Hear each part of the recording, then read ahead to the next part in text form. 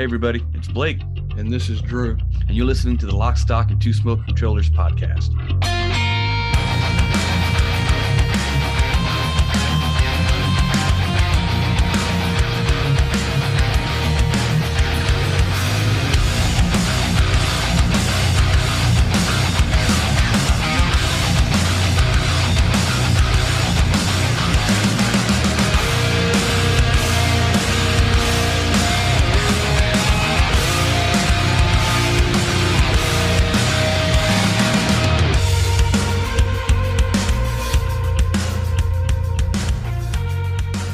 Hey everybody, welcome to episode 60 of the podcast. If you've been keeping track of how the flow of our episodes go, you know it's time for another guest.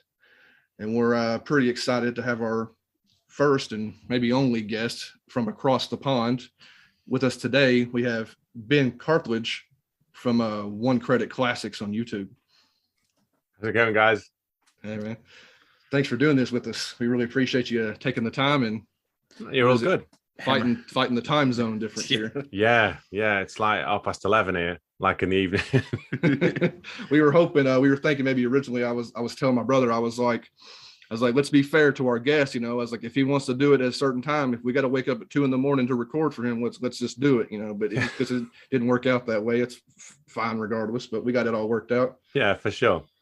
I guess the easiest thing to do is to jump right in. I'm sure you'll have people coming from your show that already know you to listen to the podcast, but for anybody who doesn't know really about what One Credit Classics is and stuff like that, how it came about and what you really do with the channel. Yeah, so it all, like so many of these things do, it all came about with a big conversation I had with a good friend of mine about WrestleFest, like the 1991, like Tetanus. Which if you've seen the channel, like if you go on YouTube, put One Credit Classics in, my first ever video was WrestleFest, and the whole thing we talked for years about the fact that the Legion of Doom, who are obviously the bosses on that, didn't seem beatable, right? Yeah. Like on a single credit, so you could always get to Legion of Doom and you'd always end up dying, you know, you'd always end up getting pinned. And we had a long back and forth, my friend did, for years about that they weren't beatable. And it wasn't until I got into it a lot later that I realized that, like, obviously the dip switches are heavily tilted in their favor. Like you're like 60 or 70% less likely to win a grapple with them than anybody else. And all the moves do more, and they've got bigger energy bars. You know what I mean? All that stuff. The last bosses, though, they should do, right? It makes quarter eaters. Yeah, exactly. Yeah. They've got to be, right? They're difficult. But so I practiced for ages on WrestleFest, playing it through, obviously, through my PC on main. And I beat him. I beat the Legion of Doom, and it looped again. And the first thing I did was phone my mate up. And I said, I can't believe I beat the Legion of Doom on One Credit. And he was like, really?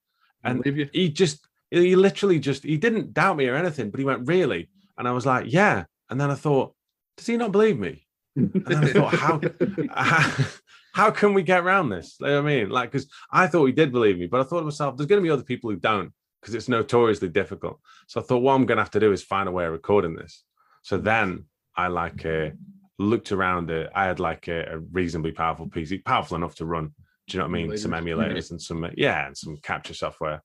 So I was like, I'm sure I could work this out. And the funny thing was, right, my whole idea for it was literally just to put one credit in and see how far I got. I had one take, I recorded it, and I thought to myself, like, well, this will be fun. Do you know what I mean? Yeah.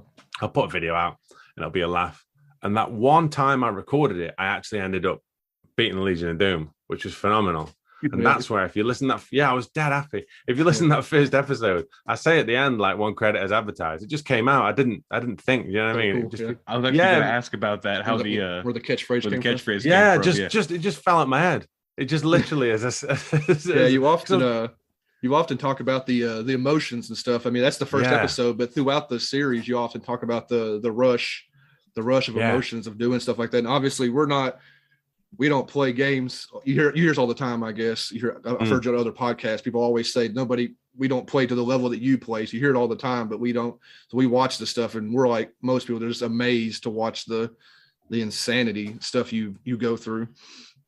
Yeah, it is like the funny thing was, like, with that like I say, it was weird because I recorded that first, and then I thought to myself, I should do another one. And then like all these things, it kind of slowly builds. Do you know what I mean? I ended up getting like, you just start buying more stuff as well, don't you? So I got like a better microphone, and then I got like I got a laptop. Yeah, exactly. I got a better controller. You know what I mean? I was using one that I just found in a drawer, like that I'd bought years ago. I got the trusty Buffalo USB that I'm still using. Yeah, we heard about the Buffalo. Yeah, yeah, it's beautiful. Do you know what I mean? And it just started kind of growing like that. But the funny thing was, like, I was playing games that I was quite familiar with for the first kind of 20 odd episodes, putting one video out a week. It was fun, and it still is fun, or I wouldn't do it. Like, and it was like, and the funny thing is, it's like that thing of when you were in interviews with bands, when they say like, you've got 21 years to write your first album, do you know what I mean? And 21 months to write your second album. You know what I mean? Like, so the first season of One Credit Classics was a series of games that I'd spent the last 30 odd years getting good at. Yeah. So when I thought, oh, what game should I do? I could be like, I can do that, and I can do that, and I can do. Do you know what I mean? Like, there's loads of games that I could do. And then when I started doing more, I was like, oh, this is quite difficult. Like, I've exhausted all the games that I'm good at, Yeah. So I'm gonna have to learn. I'm gonna have to learn some and try and get better. Yeah. And but with a lot of the arcade stuff, the problem I was having was just the time, really. Like the time required to. I didn't realize how long I'd been playing stuff like WrestleFest and Golden Axe for. It had been years. It really had been a long time. And so I couldn't condense, like, do you know what I mean? 20 years of playing. A week or something. I was wondering how, like, you don't see it in all the videos really, but a lot of times you can tell by the way you're talking that the recording that we're seeing is far from the first time you did something. That's. I wonder, how do you this is like a dumb clip. How do you keep the same enthusiasm if you've recorded 10, 15, 20 times in a single night? How does that 20th time, how do you keep the same? Because I know you tend to kind of explain the game sometimes while you're playing it. Like, it's the 20th time you've explained this game in the same night. How do you maintain that enthusiasm? Yeah, it's a very good question, to be honest. Like, the funny thing is, like, you never hear, like, obviously, like, unless I put them out as bonus episodes or whatever, you don't often hear kind of like the ones that I don't like. I don't get the videos, and I can't tell you how many like missed clears of games I must have thrown away over the years. It must be thousands, It really must be. I can imagine. Yeah, you got hundreds of like because we can't avoid talking about it. Hundreds or more of Ghouls and Ghosts. Ghouls and Ghosts, Ghouls and Ghosts. The first run through Ghouls and Ghosts, I think, was 400 takes. I think in that neighborhood. See, I'm not up to date on because I got to it a little bit later, but I'm about to finish your season 1, your Mega Man 2. Is where I'm at and everything. That's how far behind I am. But I did really enjoy when you played through Street Fighter 2 Ultimate on the One Credit, and then at the end you had all your bad takes, and you like the Guile one, wasn't it? Son of a bitch. Yeah, there's a lot of that. I think in season 2, if I remember rightly, there's another episode like that when I play Combat School. I think I put a montage in of all the bits on the end, because the last level on Combat School is silly. You know what I mean? It's blatantly it's the one where you've got to try and rescue the president. You do all those. The funny thing with Combat, that's the one with the knife guys in the end. That's it. One of the knife guys that kill you in one stab. That's it. Yeah, I remember. It's just silly. It's absolutely the crazy thing with Combat School is, like, it's a military style track and field game where 3 of the events are like shooting events, and then they send you into the White House without a gun. You know what I mean? Like, they send you to rescue the president with your bare hands. You're in there trying to kick people. But it doesn't make it do it, like Machete or somebody. They can do it. Yeah. It was just silly. But the funny thing was, like, the second season, I remember I got a couple of later versions of the MAME, the arcade emulator that I was playing, and that version had the ability to make kind of save states. I thought to myself, like, well, obviously they're never going to be a part of any clear I'm going to record, but in terms of practice, exactly, it allowed me to kind of deconstruct kind of games. Do you know what I mean? And just get good at sections before piecing them all together. I have heard you talk about that. You like take one step forward, 2 steps back. This guy's going to hop down. Like, I've seen you like, exactly, just verbatim. Yeah, a lot of it's from that, like from So like some of it, stuff like you say, the stuff I know well, like Street Fighter 2 Golden Axe, do you know what I mean? WrestleFest. It's just have you seen a Golden Axe yet? One of the early when you played with the dwarf. Yeah, the Golden Axe. Yeah, that's the Golden Axe one. videos are kind of because those games they're not random at all. It doesn't seem so you can actually memorize. It seems like you can memorize Golden Axe if you play it enough. I'm still doing Golden Axe videos like now, like because another big thing, like landmark thing with the channel was getting a camera, because the first like all the episodes at the start, the first whatever it is 6 seasons are all without a camera, and then when I started streaming, I got a camera to stream, and then I thought I should record a few videos. Do you know what I mean? Like with the camera and present them a bit differently, So is that part of your? Because I had it somewhere down my line of notes is the evolution of the channel now. We're maybe jumping ahead, but as that's cool. The later seasons, I think you even mentioned a couple of times that you're at a certain point you are running out of stuff. Yeah, you're just running out of games. You think there's infinite games. Like I could do this forever, but then you start running out. So and I thought that when I started seeing, I haven't watched them yet but I started seeing you do your Metroid speed runs, and I was like, that's a pretty cool idea for the channel. Actually, that seems like something, it kind of fits along with what the idea of the channel is, but I didn't know if that was part of the plans or just when something just came up. Yeah, I listened to we talked at the start, didn't we, about Kane and Rince. I listened to the Kane and Rince Metroid podcast, and I was like, that's incredible. I thought, how have I not played a lot of this? And then I started playing it, and I thought to myself, like, how could I do a video of this? Like, because I have done like on the channel, all the playlists are there. There's like obviously all the streams are playlisted and all the videos are playlisted, and there's all that other stuff. There's a playlist called One Credit Clears on Camera, which is since I've had the camera, like the way I used to do videos before, but done with a kind of a camera. So like a One Credit Classics episode, but you can see me basically. Mm-hmm. So there's another playlist and there's random stuff on there. There's like a No Death Clear of the Simpsons and a bit of Golden Axe stuff. And do you know what I mean? Some kind I've been digging through. I mean, I've been at it since, I don't know, man. You put out a lot of stuff. So there is a lot. There's like 5 years worth. Do you know what I mean? I know. 5 years worth of content. I've just been digging through it slowly but surely. No, that's the thing. But like, I listened to Kane and Rince Metroid show, and then they were like, I spoke to Rich, who was on that show, and I was like, I might do a video of this. So I learned how to play it a little bit, and then I thought to myself, I bet I could do it in under an hour. And then that opened the whole door to the whole kind of speedrunning thing, really. If you see the first one, like I had just like a little timer that I pressed so you could see the time, what it was. But then after that, a friend of mine messaged me and said, oh, that's like whatever it was, like the 27th quickest time that's on speedrun for that category, speedrun.com. You should send it off. And I sent it off, and then I was like, oh. And then I thought to myself, I wonder how fast I could do this.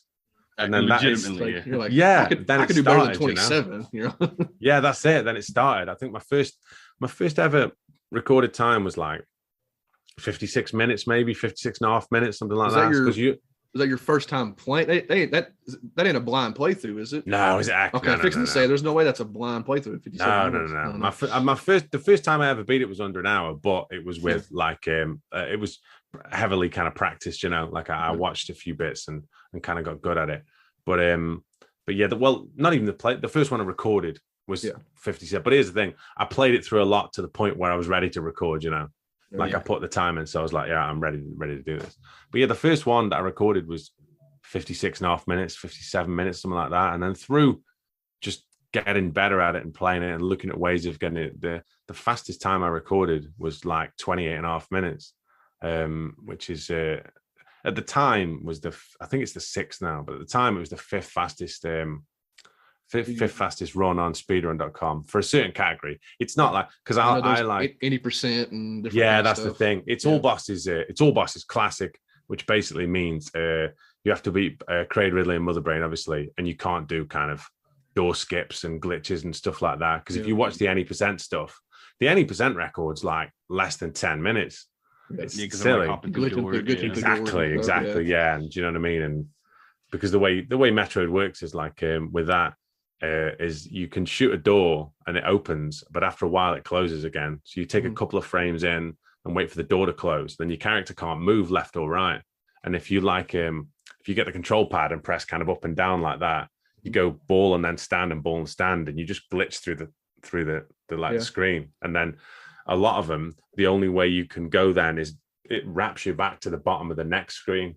So like, for example, really early on in there, you can't go down because that's where Craig's lair is. You need the bombs to go down.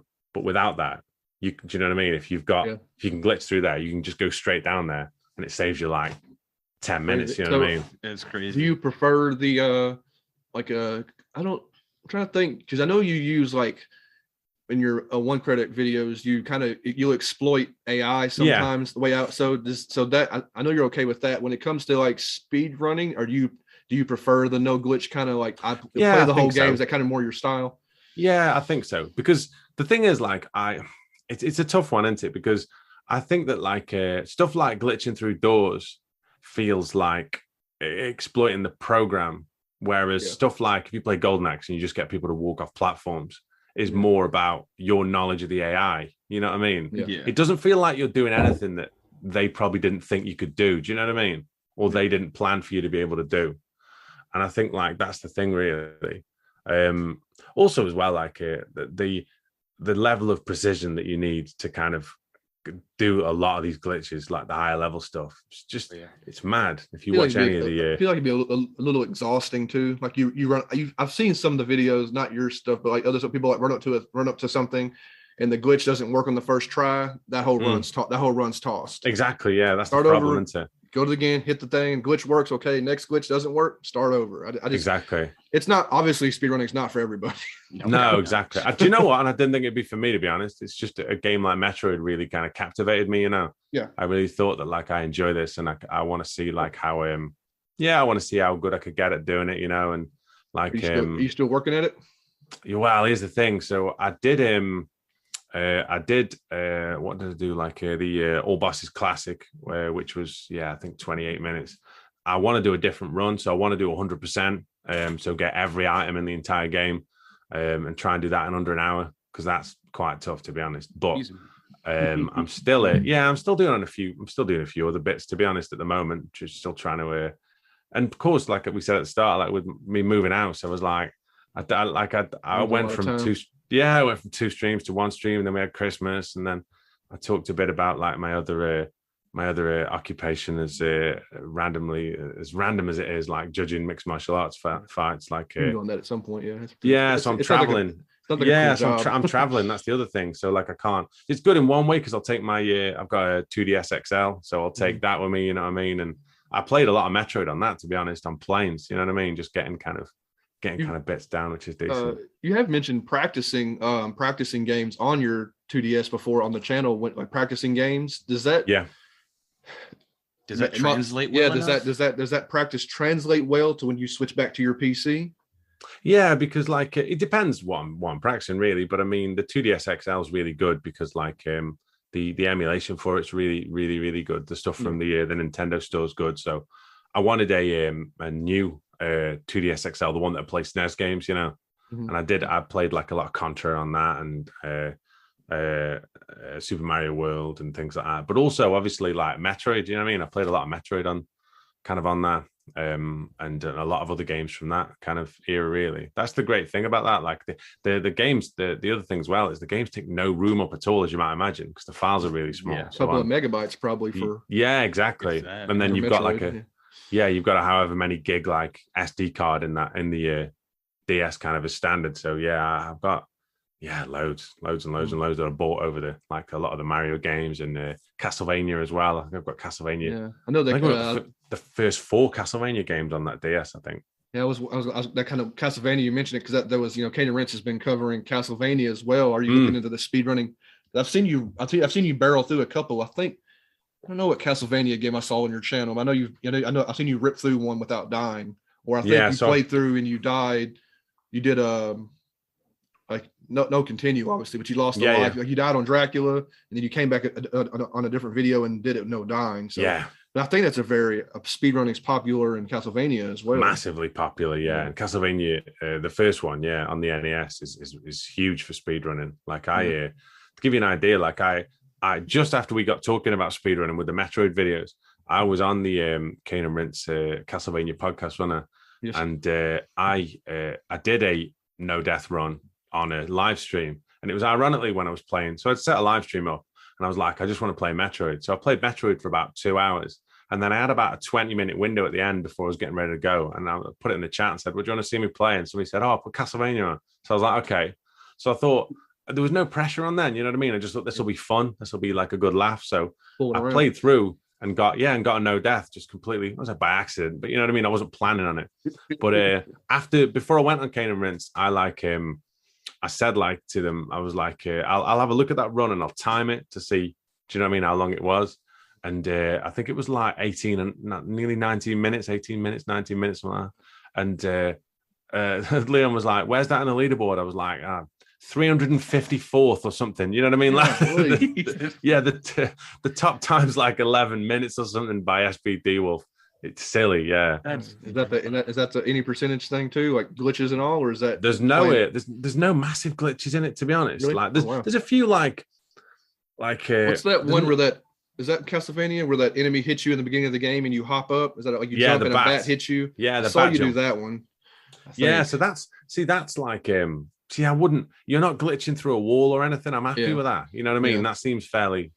That just seems like. You've seen it about you? Yeah, I think because we watched our Daniel play it, and then we watched his version of it. You jump over it's on about where the bat hits you, because if it hits the front part of your hitbox, you go backwards, and if it hits the back part of your hitbox, it knocks you forwards. Yeah. So you have to jump and still hit it, but you hit it more like your feet hit it basically instead of the front of you hitting it. So you jump and go boosted that way instead of jumping and getting boosted kind of back. But it's got to be at the right height and you have to time it right. It's about the only one I think I remember off the top of my head, really. The only one I've seen you use. There's no telling how many we just don't realize. You said there's not very many in that game. No, not game breaking ones. You know what I mean? So, like it's not like there isn't. There isn't like in the later ones. There's kind of a lot more. But me with Castlevania, like Castlevania on the NES was one of the first ones that I did for I did a Halloween special, and then I did Castlevania on the NES, and then I did what are the Castlevania games I've done? I did Haunted Castle, like the arcade version. I played that quite a few times, to be honest, which is the arcade version of Castlevania that came out before the rest of the home versions, which is really good, very tough, that one. And I randomly did Castlevania 3 as well on a stream, completely impromptu. I'd kind of been same again on a plane. I've been practicing a bit on a plane, and I had a couple of streams where I had a couple of games of it, and then I was like, I said, "Oh well, it was like October." I was like, "Oh, I'll have a game of this on a stream," and I randomly got one credit. I was absolutely made up. I was on my last life as well. It was really clutch, like it was really, really clutch. But those are the funny thing is, though, right? Those are the best ones, you know, like the ones where to get. Yeah, exactly. Yeah, exactly. Okay.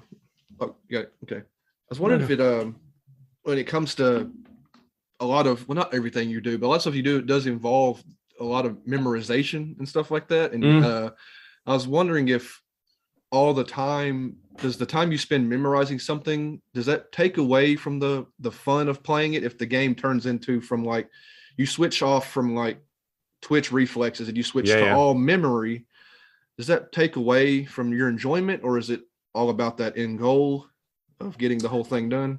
That's a very good question, to be honest. I think there's some games, realistically, a lot of arcade games that you're not supposed to be able to do solely on reflexes, you know? Yeah. Like, for example, things like, I talk about Ghosts and Goblins all the time, or Ghouls and Ghosts. Like on Ghouls and Ghosts on the second level where you have to jump over those bridges, you have to memorize that, you know? Yeah. Because you can't, because the same things break every time, but it's instant death, you know? So like there has to be, but things like, for example, the way that like the red armors, the red enemies kind of swoop at you. Yeah. There's a pattern to that, but it's a variation within a kind of theme. So you can't really memorize all of that, but you recognize what they're going to do as they start doing it. So that's kind of a bit of both, you know, like, because I think I remember those in the Latin near the end, those are the ones that one part where you have the one that comes down and you pop up and you trigger the second one. Yeah, that's it. It won't on the last level, but they don't swoop low enough. Yeah. So you're kind of, that's something that maybe you just, I guess that's not memorization. That's just like knowing something about what's going to happen. That's not really the same thing. The first red armor you fight on Ghouls and Ghosts is the one on that big pile of skulls on the second level. Like you go over the bridges, and then like there's one sitting on a big pile of skulls, and he's on the same level you are. So like you have to get a couple of hits in, and then you really have to know kind of. But here's the thing: you still have to. That feels less about memorization and more about kind of execution, really. Because you still have to. Because you can still do random stuff. Like that's the thing with all these games, with the best will in the world, you can memorize loads of them, and then. Do you know what I mean? Like Ghouls and Ghosts is bad for that. Like R-Type's terrible for that. Yeah, to be honest. I wanted to mention R-Type. I think R-Type was one. I don't want to jump around too much on the subjects, but R-Type was one of the videos I watched, and that's one of the ones where like you could tell you've memorized piece because it's one of the few times you're like, I think it seems like I'm not, I think it seems like you're thinking out loud as you're moving on the screen. You'll say something, and you kind of hit the perfect little spot. I'm moving my hand, you can't see my hand, but you're moving little spots around, and you're hitting like the perfect spot on the screen. But you're like thinking out loud. And that's really only game I think of. Yeah, your videos where I've seen like because R-Type took such a massive amount of dedication, as obviously, as being one of your biggest feats. Yeah.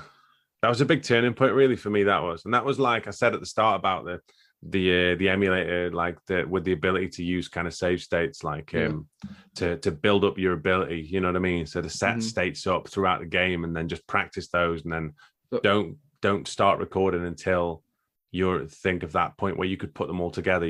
Like when you can put a complete performance in, and you don't need to think about it. Like R-Type was one of the first ones where, like, I really had to. You know what I mean? I had to kind of I don't know how many times I died playing R-Type, hundreds. And then I did it all live as well, didn't I? Like on the live streams, I did like a series of trying to beat it again live. And I think that took 108 takes, I think, or 109 takes. And they're all on the streams as well. Like just me, so hours of me dying at R-Type. Those R-Type, I guess, so is R-Type, is all the patterns in R-Type, are they set? I don't remember if you say. Yeah. So you memorize R-Type. So the problem with R-Type is the fact that enemy positions and stuff are kind of random. Are set, sorry.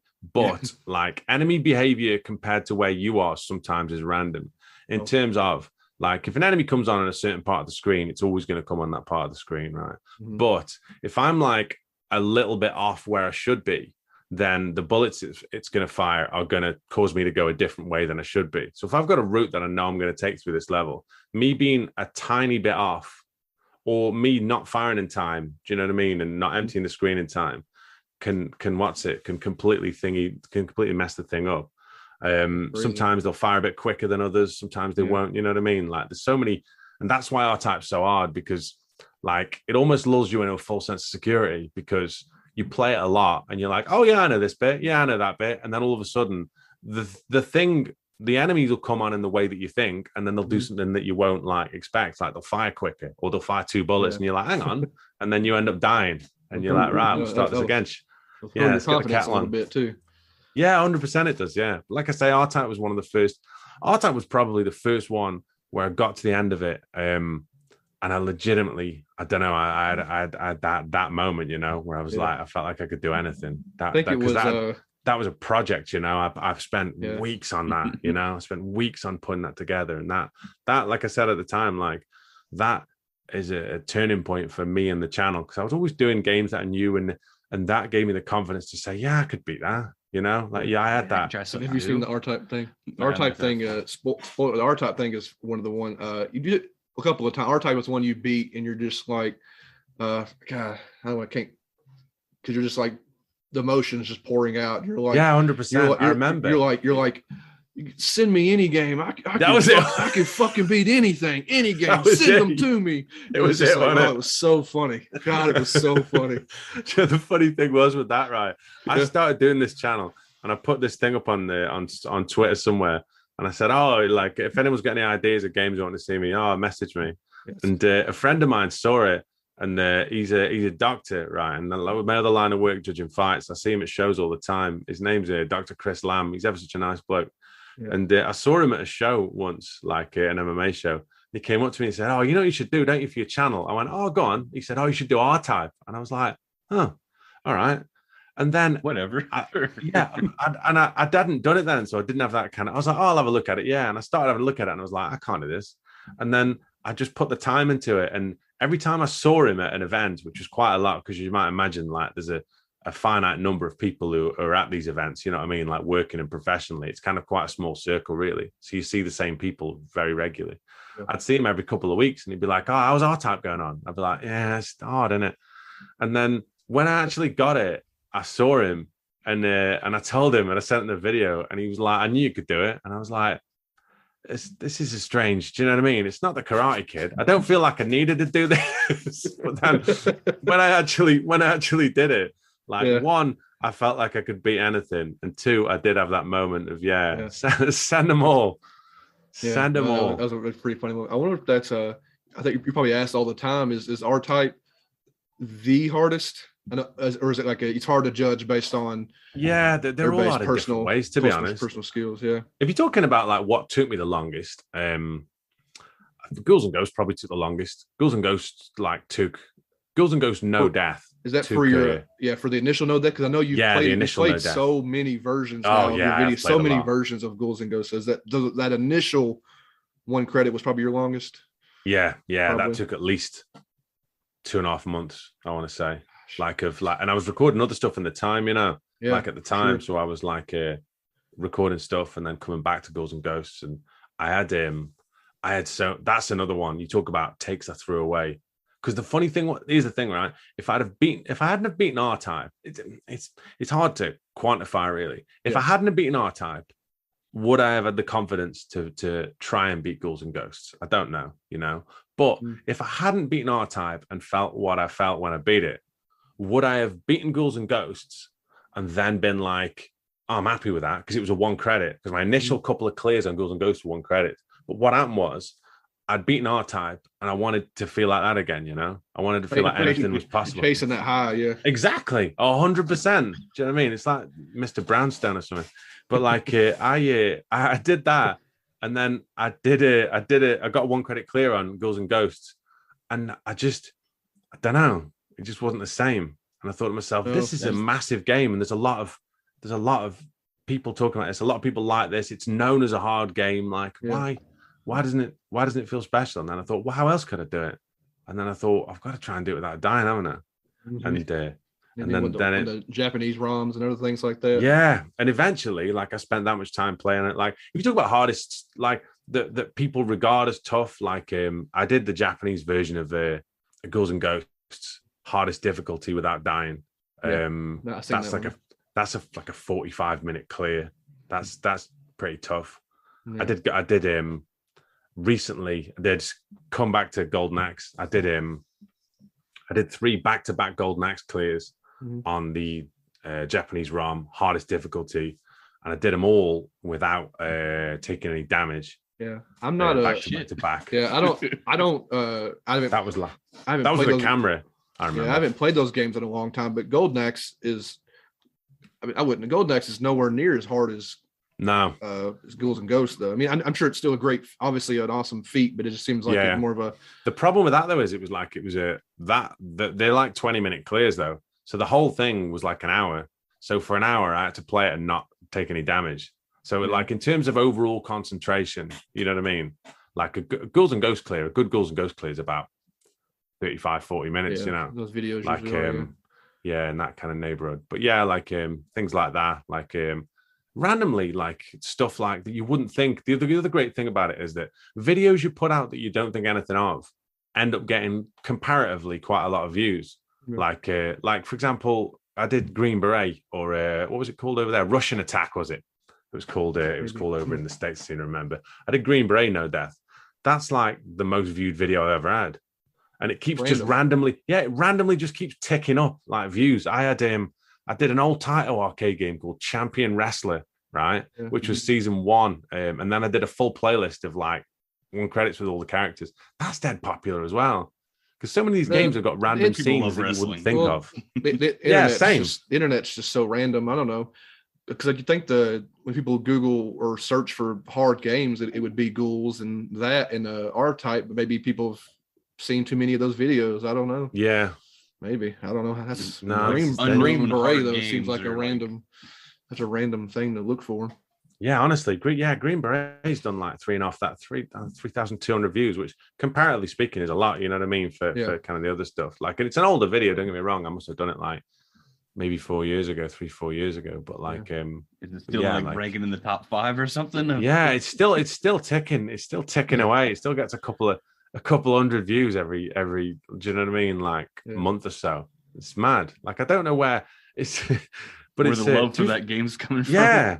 To be fair, it's fairly iconic, you know. Like it's decent. It's a good game, like, and it has got a following. A lot of that stuff from the arcades Dan has, though. You know what I mean? Like it's kind of the arcade kind of scene, like is really big. There's not far from where I live. So I live in a place called Stoke-on-Trent in the UK, which is in the Midlands, which is bang in the middle. I live basically in between Manchester and Birmingham. Manchester's to the north and Birmingham's to the south. Not very far, about 60 kilometers. Like Manchester's 60 kilometers north, Birmingham 6 kilometers south. There's a town about an hour away from me called Bury, which is near Manchester, and you probably heard me talk about it. There's a place there I go to quite a bit called Arcade Club, and that is the largest arcade. I went there last Saturday actually. It's the largest arcade in Europe, and it's like it's a 3-story building. And they've got like you go in and you pay a certain amount. It's like £16, which is about $20, I think, or in that neighborhood. And then all the machines are free, and you can stay there all day. Like one of those open in Nashville, I think. Yeah, that kind of scene's quite big, but like yeah, like it's only getting bigger nowadays for everyone. Yeah, exactly. Like, for nostalgia and stuff like 100%, yeah, 100%. But like on a Saturday, it's open 11 in the morning till 11 at night. So you can go in and they serve and they do food as well, and it's really nice. Like so you can basically go there. You can go there all day, but they've got one floor that's like PCs and consoles and a load of rhythm action stuff, and then they've got another floor that's like a load of modern arcades, a load of shooters. They've got a room full of the Astro City sit-down cabinets. And they've got like a load of pinball machines, and then the third floor is just a floor full of classic arcades.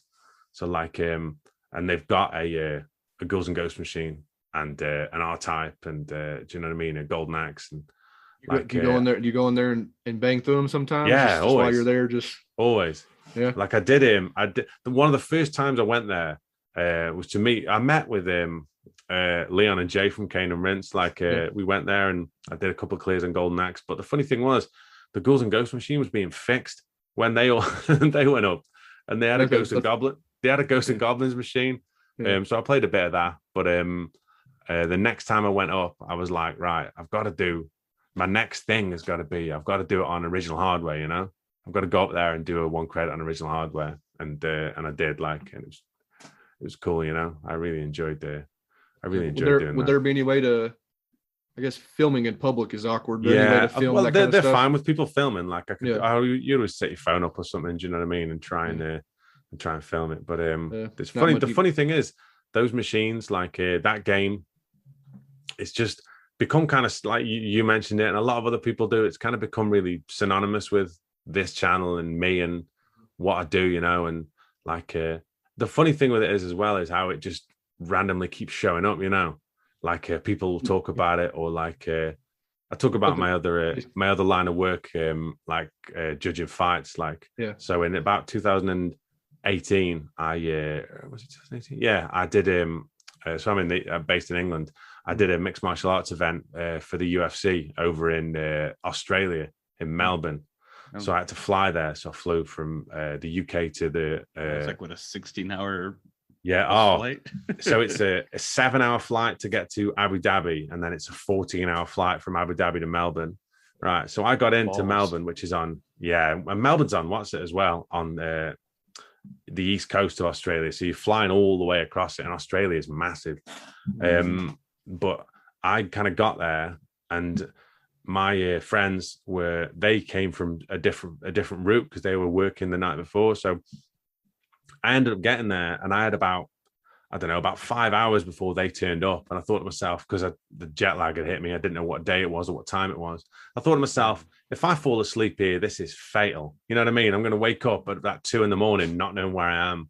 So I thought I'm going to have to do something, or do you know what I mean? Find something to do.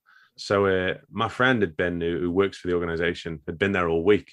and he'd been messaging me. He said, "Oh, you've got to go to this place." I was like, what is it? And he said, "Oh, there's this place called Bartronica. It's like an arcade." I said, "How far is it from the hotel?" He said, "Oh, it's only about a mile away." Do you know what I mean? It's about a 20-minute walk.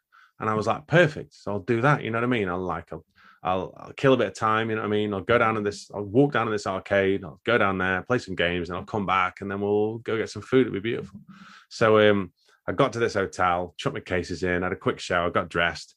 I had I get free data on my phone in loads of different countries, and Australia is one of them. So I put it in the map, walked down there, got down there, and I was like, this is beautiful.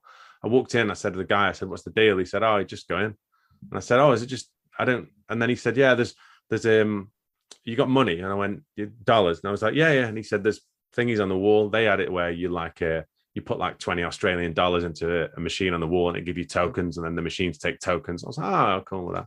Like so classic, I walked down. Yes, exactly. So I walked downstairs, get these tokens, big bar in front of me, and I'm like, "Oh, beautiful." Do you know what I mean? So, and I turn around, and there's 3 machines, and the middle one's a Ghouls and Ghosts machine.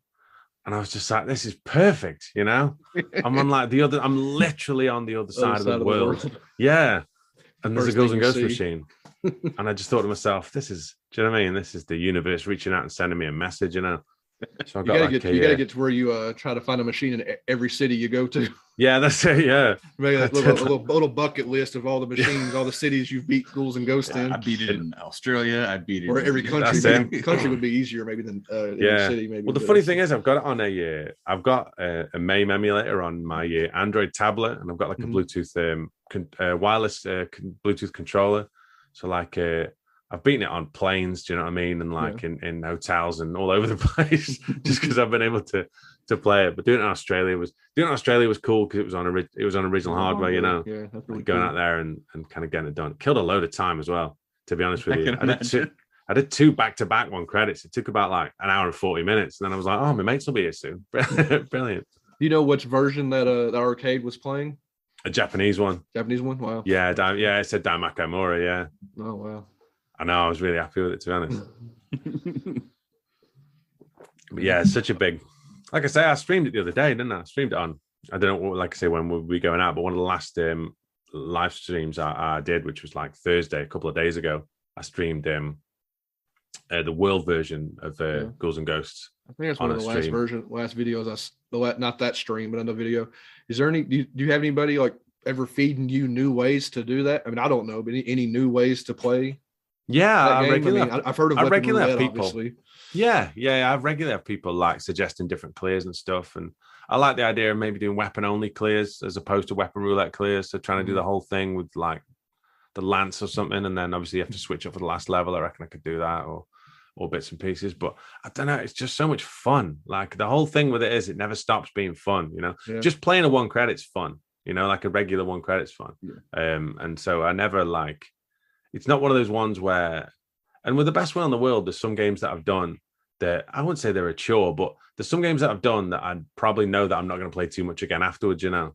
Like I put the time into getting them good because I like the idea of getting better at stuff. I like broadening kind of my spectrum and playing a variety of stuff. But realistically, I look at some of them and think, am I going to play some of these again? Probably not, you know.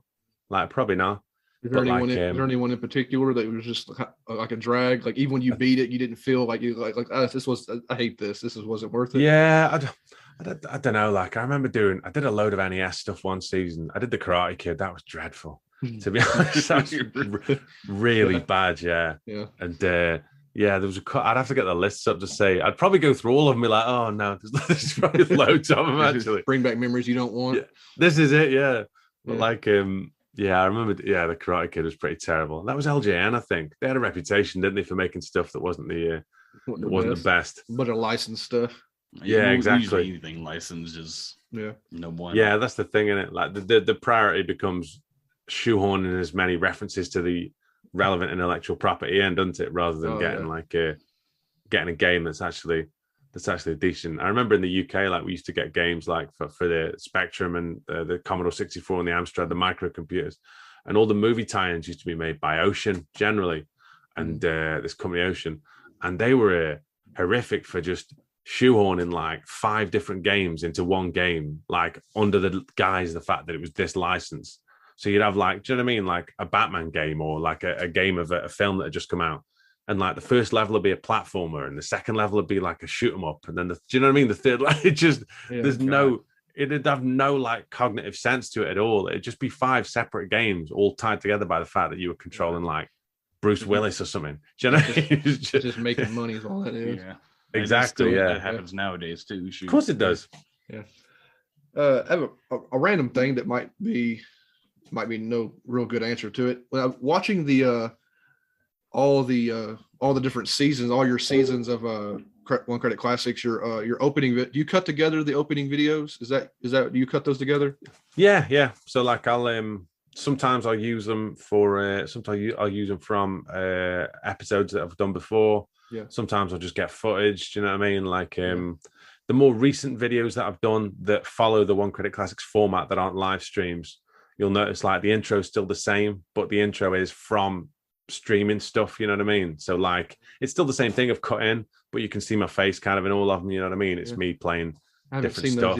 That was one like it's like am I just a lot of your openings for me when I was watching your I watched all the whole seasons and I'm watching your openings. I was like, did he play any of these games in the season? There's some that I just get footage of. There's some. Okay, I was wondering. I was like, is there a joke that I'm missing here? Like, why are these openings? Do you know what? There's some that like the first season, especially, I made loads more videos than I needed and ended up getting rid of them. Some of them because I just didn't think they were very good. You know, like I did some clears that I just like, no one's going to want to watch this. Do you know what I mean? And then I got to the end and I remember thinking, what were you doing? Why? Well, not the end, but do you know what I mean? The last season when I'm on like season 120 and I'm trying to beat like. Do you know what I mean? The Korean version of Super Mario or something. You know what I mean? I'm trying to like, I've got something really niche to get through, and I'm thinking to myself, why were you throw that other stuff away? Exactly. Can I try and get that back? Yeah. Well, maybe, but back and just if you didn't like it when you did it, though, I mean, would you really feel right about putting it out? Yeah. What I'd probably do now is I'd probably stick it up on Patreon as bonus content or something. Do you know what I mean? Yeah. Like that's the great thing with Patreon. Like I love being able to do like because it's a really, really cool kind of community, and I like the fact that people can pick the games for me to play. Do you know what I mean? And there's like there's at least 30, if you're on Patreon, you can go on a Patreon. There's like all the contents, all like got labels on it, and the label Patreon exclusive. There is like 30 videos, I think, at least, of clears that will never go on a general. You know what I mean? That will always be exclusively for the people on. I hadn't even looked at that. I mean, there's a lot of big multi-part stuff. There's a 9. This is niche, right? There's a 9-part June 2 clear on the Mega Drive or the Genesis, like the real-time strategy game. Like there's a 9-part clear of that because there's 9 missions. Yeah, with House Harkonnen. We're actually on your Patreon, but like you've got so much stuff on YouTube that I haven't even thought to look on Patreon. Yeah. Honestly, like I was like, you're saying there's like exclusive stuff. I was like, shit, is there? Like I hadn't even got to Patreon. Yeah, there is a bit. Yeah, there's like I think there's a Super Mario Brothers 3 100% clear video that's in about 4 or 5 parts. There's like there's loads of random stuff really. Like the June 2 one's pretty big. Like I say, that's 9, and they're like long videos as well because obviously like it's real time strategy, isn't it? So when you get to the later missions. It's like plays are pretty cool. Yeah, this is it.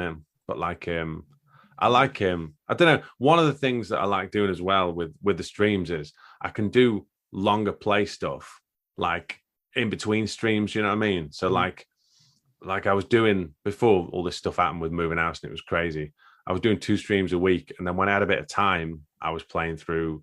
I did Castlevania Aria of Sorrow. Do you know what I mean? We had like projects. I was doing.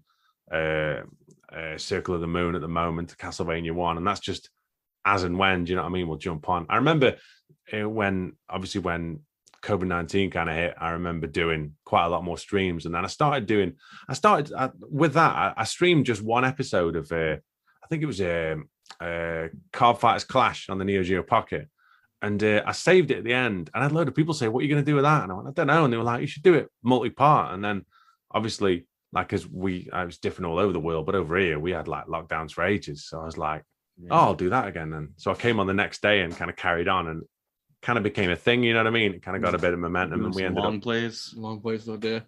Yeah, and we ended up doing, like I say, like live long plays. You know what I mean? I haven't seen that stuff yet. Yeah, it's just a cool thing. Yeah, we did. Aren't your long plays usually like 20, 25, 30 hours though? Yeah, this is it. And I mean, Carl's Clash wasn't that bad, but I think the longest multi-part long play I ever did, I think, was Shining Force, which was the first big. I've watched Shining Force and Pokemon Ruby. Wow. Yeah. You watched all the Shining Force. That's even the whole time you grind for God knows how many hours. I tried to give the thing his title so people could see what was happening with him. Yeah. That level when you grinding. The thing with those is though, like they're just they're dead easy to watch, you know. Like the adventure games. The funny thing is, I'm going through Legend of Dragoon on the PlayStation 1. Yeah. And awesome. So I'm actually watching your videos as I'm grinding in Legend of Dragoon. That's it's such a common thing, isn't it? You know, like there's something about those RPGs from that era that, like, where the grinding and the thing's actually quite enjoyable. You know what I mean? Because nothing just feels more satisfying than an RPG where the levels matter. Like you get that level, and then because anytime like I'm playing a game. I said it before on the podcast, but if I'm going reading a walkthrough or something, and they're like, "Oh yeah, your whole party should be on like level 14 to fight this boss," I'm like, "Screw you! I'm hitting level 18." Yeah, exactly. I'm going to make sure I wreck this dude. This is it, isn't it? The funny thing as well is with games like if you're playing through, or games I did like then when maybe like adventure games I played when I was kind of younger and we didn't have pre-internet. Like I remember getting lost for ages, and then randomly stumbling across where I was supposed to go and finding a boss and being like way over leveled because you'd been like fighting loads of battles trying to get to it. And then you get to like the boss and you're like, here we go. And it does its big attack and hits you for 4 damage. And you're like, oh yeah, I'm actually loads harder than you. Yeah. Those are always fun. Like, that's why I miss like older RPGs where you had the world map and you could go to places that you weren't supposed to go to, and you kind of struggle. Exactly. Why is this so difficult? Only to find out that's not where you're supposed to go. And then you go to the other area and you just wreck everybody, just start mollywopping people left and right. Yeah, that's it. The thingy games are good for that. The Phantasy Star games are good for that on the Genesis. I was trying playing Phantasy Star 1 on the Switch. Master System. Well, I was playing the little whatever on the Switch, but the Master System version. Yeah. I was trying to play that, and that's pretty tough early on. Yeah, very tough. I played I never beat. I beat Phantasy Star 4, I think. I beat that a couple of times, and then funny thing. I talk once again, like my other line of work, like the glorious world of organized violence. We can go into that a bit. You can talk about that. No, it's cool. But I was just saying it's a gaming story really about it. But like so last summer, the summer before last, so 2020, so July 2020, when the world was still closed, right?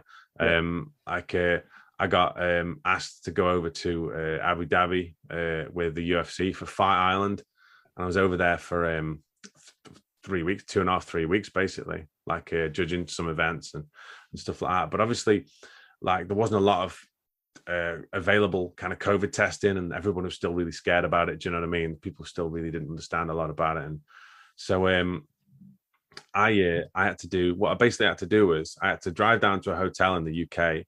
I had to take a COVID test, and then I had to quarantine in that room for 2 days, basically. And they like sent me food in.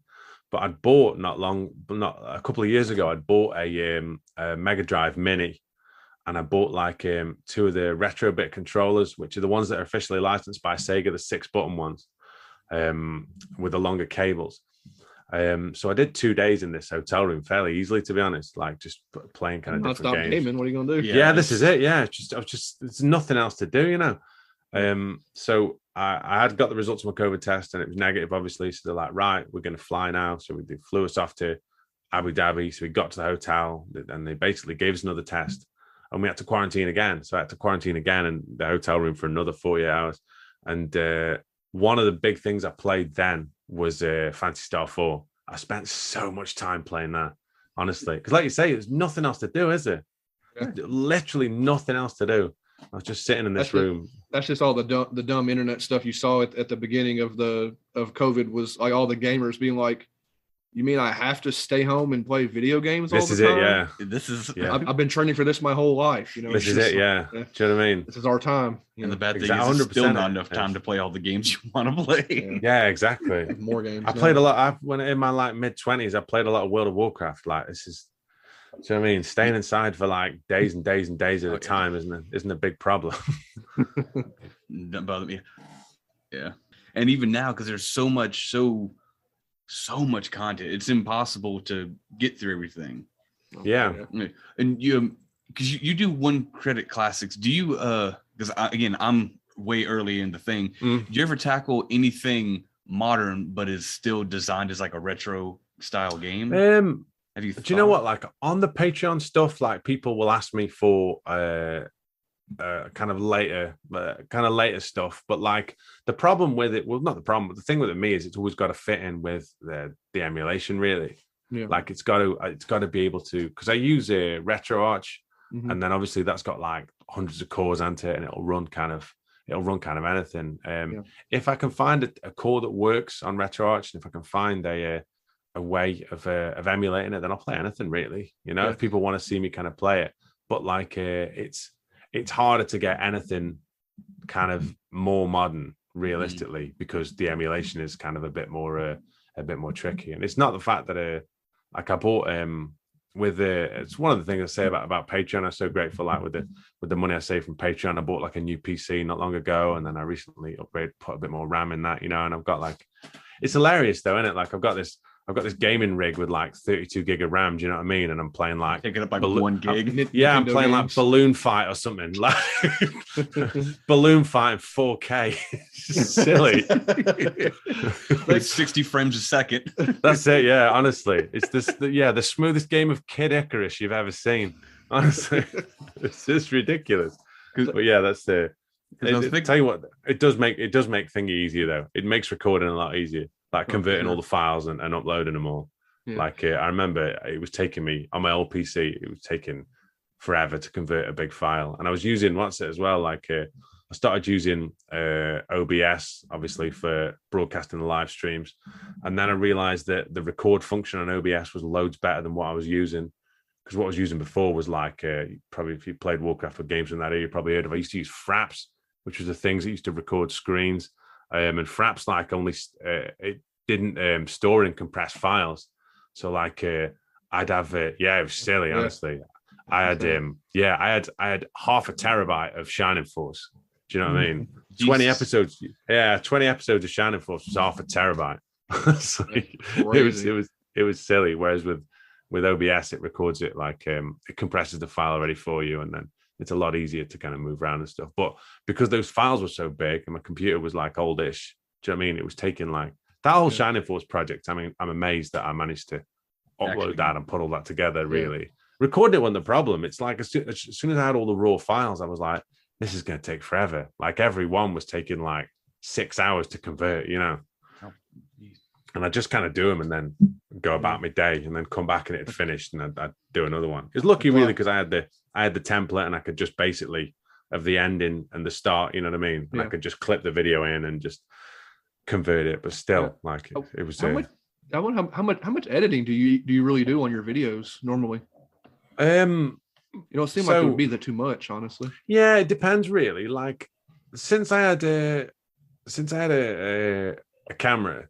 And I did a couple of videos differently, I've done a bit more editing. Like there isn't that much generally, like you say. There's like I'll record the intro at one point, and then there's the game footage, and then the beginning and the end is generally quite similar in terms of like the series intro with the music, and then the ending credits with the Patreon stuff. So there's a lot of that. Like I'll save like just the intro and the outro with a big gap in the middle, as do you know what I mean, as a template, and then all I've got to do really is kind of drop the file in. But if I like every now and then I'll try and make something that's got a bit more like that requires a bit more editing, you know what I mean? So like when I did the when I did Rocky on the Master System, the clear of that, which featured like a training montage, like that took ages, but it was like loads of fun to do, you know what I mean? Yeah. Like recording that training montage was hilarious, but like but yeah, doing it with like editing it all together and having kind of the bits and stuff, and was a good laugh, But yeah, once again, that's a heavier kind of editing got less, all that work, you got less views than Green Beret, huh? Loads less than Green Beret. Yeah, Green Beret's a freight train, honestly. That's crazy. Honestly, Green Beret's a phenom. I swear, it got like I don't know how many views that video got, like the Rocky one. I bet it's about 500, 600. And then, Green Bray's just crushing it at about 3,500. Unbelievable. Kind of what he asked, part of what he asked earlier about, because a lot of even modern video games are made in the style of old games. Does that fall outside of your criteria? I've never seen you play any modern games on the channel. No. I've got a I haven't got it at the moment because it's all boxed up because I'm moving house, but I've got a PS4. And the last really truly modern thing I think I played was probably Monster Hunter, to be honest. Monster Hunter World. Yeah. more of like for the channel. I know what like, you mean. Yeah. Like the stuff like that. Like I can't say I have, to be honest. Like I can't say I've Michiel, who I do the Video Wizards podcast with. He reviewed there was what was it called, Battle Princess Madeline, was like a newer kind of it was a newer kind of platform game that was made to look and design like a Ghouls and Ghosts game, and so it had that kind of, you know what I mean, that kind of almost supposed like to be that way, like a new retro like overview kind of a thing. I'd play it if I could. It's not in terms of I'm going to have a cut off of doing these games. Like if I could find a way of, like for example, if I could find a way of reliably streaming, if I could find a good core and I could find a way of reliably streaming Dreamcast games, for example, through RetroArch, then I'd do loads of them. To be honest, I'd play like Power Stone 2, and the Dreamcast was incredible. You know, it's probably the last. It's probably the last great console that broke my heart, you know. Like I'd play loads of it. I'd play loads of Dreamcast stuff. Yeah. You know what I mean? Like I said, I'd play the UFC game and Power Stone and like all that stuff I put loads of time into. And you dabble in PlayStation just a little bit, probably. Because I've seen Tekken, I think. Because I keep asking, is the one game I'm particularly asking is our cousin did it on his YouTube thing, and it's called Volgar the Viking. You ever play that? Is that? I can't say I've played that. What's that on? Is that on PlayStation? I think it's on PlayStation. It's on PS4, Volgar the Viking. It kind of falls right into your wheelhouse a little bit. Really? But as much as we check watched, that out. Sounds interesting. Yeah, Volgar the Viking. We watched him play it a bit. We played it the first before I even saw your videos. That's why when I played that, I was like, our cousin Daniel, he'll love this, and we told him about it. He bought it right away. But Volgar the Viking, I don't know. You have to look that up. Because it's one of those things where it's the should Patreon request it? Yeah, because it's one hit. It's you die in one hit no matter what. But as you go through, you open a chest, you might get. It's kind of like Ghouls and Ghosts, really. It's literally you get the helmet, but if you get hit, the helmet goes, then you get hit, you died again. You know, it's exactly like Ghosts and Ghouls or whatever. Yeah, I was wondering if you ever had any other like requests or anything like that, because there's got to be people are making like Battle Princess, whatever, Volgar, literally made in that style. Like I say, like I've never been asked, but as a kind of, I do more stuff and I look into different ways of emulating things, you know, like if I could find a way of reliably, like I say, it's never about me having a physical kind of cut off, you know, and saying, I'm never going to do X, Y, or Z. If you do it, and some people are commenting like, "That's not a classic, man." Yeah, exactly. That game came out last year. I don't. The thing is, like, people just want to see like good crazy stuff, you know, hard stuff get done in one. Yeah, exactly. Life. Or even, do you know what? Or even funny stuff. Like the crazy thing with me is like I've had like great reactions from games that are terrible but funny. You know, like I've played loads of stuff, like loads of old Spectrum games. They're hilarious, like Mind It, which is based on an old TV show. You're reading my mind. I've watched I've watched 2 Minder videos. Mind It, mate. Honestly, I bet that blows your head. It's based on an 80s TV show, right? About an old guy. Where it's from, yeah. Oh, so it's about an 80s TV show about an old guy who lives in London, right? Who's like a bit of a wheeler dealer. He like buys and sells stuff, and most of it's crooked. And he hires an ex professional boxer called Terry to look after him or mind him so he doesn't get beaten up for like selling all this stuff. And in the 80s in the UK, if there was, like we said before, if there was an intellectual property, they'd make a game out of it, you know? And the Minder game is like a trading game where basically you have to go into like different pubs and buy stuff and then sell it to other people and try not to get arrested or beaten up. But it's really funny. It's really, really funny because it's just so British, you know, it's so incredibly British, like based on that whole thing. But that's the thing, like it's games like that you don't think could get and sometimes the most unlikely games become real favorites. People say to me like about what do people ask you the most for? And obviously, the Ghouls and Ghosts and the things like that, the stuff that's associated with the big. But you would not believe the amount of people who love when I play Shanghai. Like the Mahjong game. Oh, I hadn't seen that, but I love the Minder videos. I haven't seen Shanghai. Whatever. Yeah, Shanghai on the Sega Master System. It's a Mahjong game where basically, it's just a big pile of tiles, and you just have to kind of select matching tiles. And it became that's it. But it became such a thing. I started doing it in COVID. I started doing streams where I didn't have a microphone and I didn't have a camera, and I just put Shanghai on, and I just try and solve these things. It was like it's like watching a lava lamp, It's like a relaxing thing. So people show up to your this live streams. Yeah. And I get loads of people. You had no commentary. Yeah, no. Just this board of like Mahjong tiles and me playing it. It was in the middle of easy watching, like that's exactly what it is. Background or something. 100%, yeah. And it's got music that's quite relaxing, and like the other thing as well is it was bang in the middle of COVID, and everybody was kind of really panicked about stuff and didn't know what was really happening. And all an easier time. Let's just watch the two play Mahjong. Exactly, that's it. Yeah, do you know what I mean? For whatever it was, for 90 minutes of that day, you knew you didn't have to worry about stuff. You could just sit there with like do you know what I mean? Sit in your comfortable chair, get a hot drink, and just watch like that, because there's just like an arrow that you just move and you select the tiles and the tiles disappear and you've got to try and clear the whole board. And it's like that's like the end of every live stream. Like now, without fail, 3 or 4 people will always say, "Oh, we're gonna play Shanghai to finish." We always end up with like this week we didn't, and I had people message me like, "Oh, do you not play Shanghai this week?" I was like, "Ghouls and Ghosts without dying." It was pretty big, and they're like, "No, we like it when you play Mahjong." I don't get my weekly fix if you play Mahjong. I don't know what we're gonna do. People get it to like in their rotation of things that's got to make themselves feel better, I guess.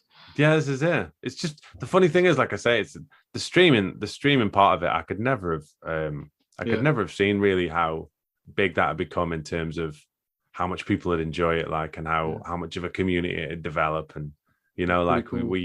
Like we've had, I think 45 people is the most I've ever had in one stream at once. Do you know what I mean? I was watching, I don't know how old they are because I don't look at the dates. I was watching one of the Patreon streams the other day, and you got up to like 30 or something like that before you even started playing a game. That's kind of cool. Yeah, I've had that before as well. Just 25 people hanging out watching a screen that says starting soon with me playing video game music over the top of it. It's just so cool, Yeah, you wouldn't. Yeah.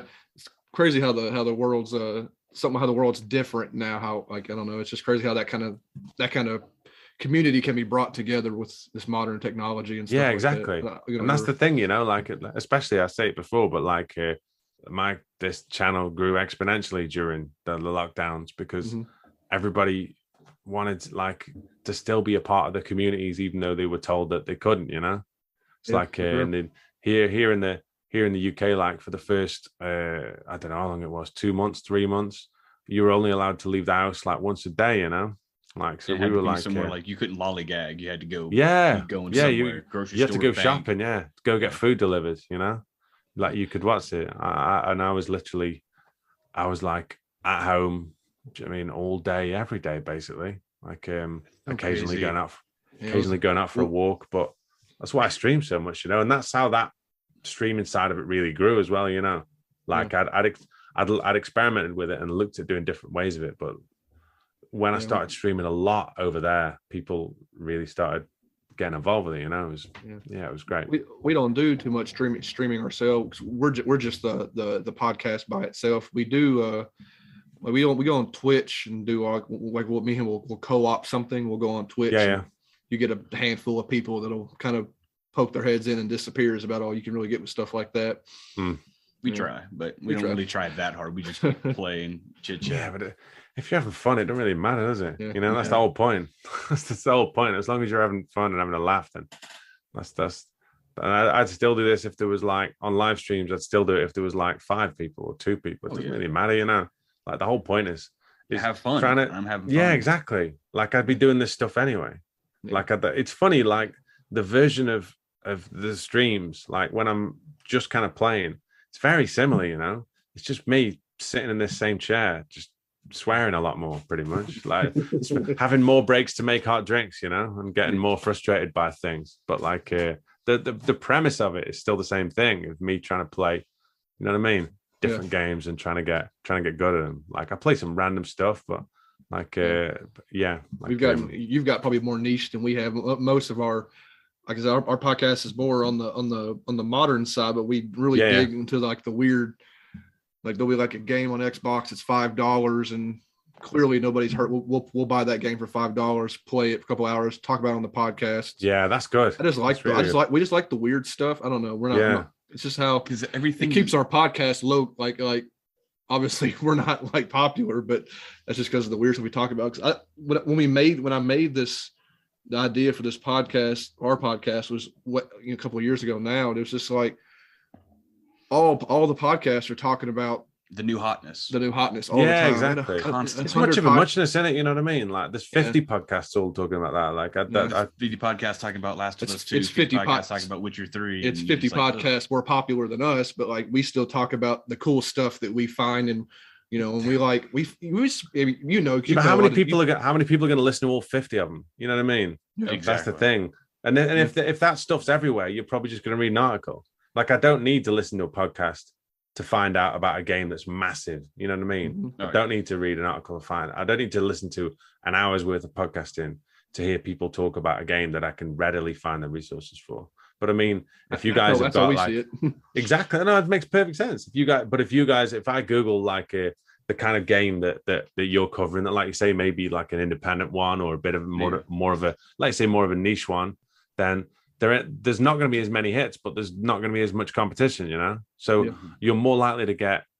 And that's the thing I find with a lot of my stuff, like the more niche stuff really randomly ends up having really high view percentages, because the people who have searched that out are so committed to trying to find that they'll watch the whole thing. Like stuff that I do that's really popular, like Street Fighter 2 videos, do you know what I mean? Or like stuff like that. People drift in and out of those, because there's so many different variations, and there's so many Street Fighter 2 videos, Yeah. But you've done quite a few yourself, Yeah, I have done one or two, to be honest. I did that million point challenge, didn't I, over Christmas? I think so. I randomly stick up, do you know what I mean? I'll randomly stick up like Micro Machines or something, and people will watch like 90 minutes of it. And I'm like, that's incredible. We were playing that back in the day, go with the boats going through the bubble bath or whatever. That's the one. I watched this video. Yeah. Forget how cheap that game is when I was watching him play. I was like, man, like I thought I was good at that when I was a kid, but watching you play, I was like, this is like crazy how it's really hard. That's memorization, right? Yeah, because you can't see enough of the track, can you? Like the view isn't big enough, so you have to kind of memorize, or like not even memorize. You have to be good at noticing kind of little kind of landmarks. You know what I mean? So if you're on a certain level, you'd be like, right after the ducky, there's going to be a 90-degree turn. That's it. Yeah, exactly. Or on those the tough levels on that, like the levels on the desk when you're in that little sports car, because there's you just fall off it at any point, and you're like you got to go over folders and rulers and round stuff, and they're really tough, and they're the fastest cars as well that just skid everywhere. I have no idea where we are on time, but I think we got a couple more things. Yeah, well, you talked about it a little bit a second ago, like when you're doing it by yourself, and the gamer rage. Yeah. Like, what's the worst case of gamer rage you've had? We'll just say recently, maybe not of all time. Recently, all times probably. You can do all time too, but just like I don't know, like of all. There's not too many. I don't know. I am quite. I think it's more kind of. I think I'm more kind of. I kind of contain it somehow, and then if I end up getting the clear, it kind of all comes out. Yeah. That's the thing. So like when that rant you're on about at the end of R-Type, when I'm like, fucking send them all on. Like that was 2 weeks of rage or 2 months of rage, like built up that I hadn't really found a way to vent. Because I can't really like say, oh, go on, I'll beat this easy when I can't beat it. But when I was trying for, oh God, this is even talking about it. When I was trying for sub 30 minutes on Metroid, I had a run where I got to Mother Brain and I died, and she needed 2 more missiles, and I had 3 missiles, and I was on 28 minutes and 50 seconds. So it was probably definitely going to be a sub 30. and I died, and I was absolutely heartbroken. Like, because I didn't see sub. The funny thing is, I set myself up to do sub 30, but I didn't. I don't know. Maybe I didn't believe I could do it, and I kept getting these times that were around that. And there's so many, as you might imagine, with a speed run, especially, and something like Metroid, there's so many moving parts to a clear like that. It's so hard. So I was everywhere with it, and I remember I just got a bad pattern, fell backwards and died. And I just kind of sat there, and the game just carries on, and then it just comes up game over. Don't care you failed. Yeah, that's it. It carries on for a split second. You get a big game over, but the timer keeps running, and I just kind of sat there with my head in my hands for ages, and it was horrible, The game over words need to come up and just say, "Suck it, Ben." Yeah, that's it. You're terrible at this. Because I remember you're nowhere near as good at this as you think. Because again, this is talk about your Street Fighter 2 video when you went through the ultimate, and you had all the excess on the end when you were like going making it all the way to Bison. You're like, oh, I got his pattern done. Oh shit. Yeah, fuck, that's terrible. And when that happens, it's always the end of a game as well. It's always at the end. You know what I mean? I don't. It's never in the first fight. No, because you did that one. God, that one boxing game where you had a knockout, drag out fight in the first fight. Oh yeah, 4 or 5 champ rounds. Yeah, that was ridiculous. Buster Douglas, yeah. Buster Douglas boxing, yeah. You went like, I'm talking like 4 or 5 knockout rounds for the first guy. That was ridiculous, wasn't it? And every other one was easy after that. Yeah, every other fight was easy after that, and that first one was like fucking Hagler Hearns. Do you know what I mean? Like it's ridiculous. Back and forth. Stressful. That stuff is really, really, really stressful. But yeah, like, do you know what? The funny thing is, there's still clears out there that kind of haunt me a little bit, that I put out that I think I could probably do better. But the problem is, like, your skills at these games deteriorate so rapidly when not just you don't play them, but then you're learning other stuff. You know what I mean? Mm-hmm. So it's not like so it's not like yeah, exactly. You're spot on like this. So especially you're playing different game types. One of the biggest ones was I did Snow Brothers on 1 credit. And I only lost 1 life, and it was on the last boss. And that's a big game. It was like 50 levels, 50 bubble bobble style single platform levels. Oh. I got right to the end and died, and then still carried on and beat it. You know what I mean? And I did the same with Salamander. Like, I tried to record a clear of Salamander, and I got right to the end and died. And I still got a 1 credit. But it's not. Do you know what I mean? It's not that you will go through. No, it's not. It's not. Like, I know that I can do it. I know that I can kind of do it better, and that's those are the ones that hurt. I remember Super Ghouls and Ghosts. I died twice on a dead easy bit. That's an hour. That clears an hour if you want to do the whole thing, like the SNES version. I died twice on a fairly easy bit. I did the whole first loop without dying. You're like, oh, I got this in the bag, and then you just fall into died a hole. Twice, like, and then beat the whole game, and I was really happy with it. But it wasn't until I did the friggin' Kane and Rince podcast, and they were like, I was talking about the clear, and I was like, oh yeah, I died, and they were like, that was quite easy, and I was like, I don't see you beating it, so shut up. Like, I think you say Leon's always nagging you about stuff. I think you mentioned a couple of podcasts, always nagging about that don't look too bad. None of it's easy to you. Don't worry about it. Yeah, because we're gonna keep talking about Ghouls and Ghosts. Didn't a new game just come out or about to come out? Yeah, there was a Ghouls and Ghosts Resurrection. I ain't got a Switch though. I need to buy one, to be honest. So I think that's probably that's the next thing I'm going to buy. Is the game out now? I don't even know. It's coming out soon, I think. I don't know. know. That's out. Ghouls and Ghosts Resurrection. Yeah, that's out. It came out before Christmas. Oh yeah. Is that something you would consider for your? Yeah, definitely. You know, loads of people ask me about that. Yeah. It's on the PS4 as well, and I should probably. But like I say, my PS4's packed up at the moment as I'm waiting to move out. Is that a remake or a brand new game? It's a brand new game. Oh, cool. Like it, yeah, but it's kind of got that old.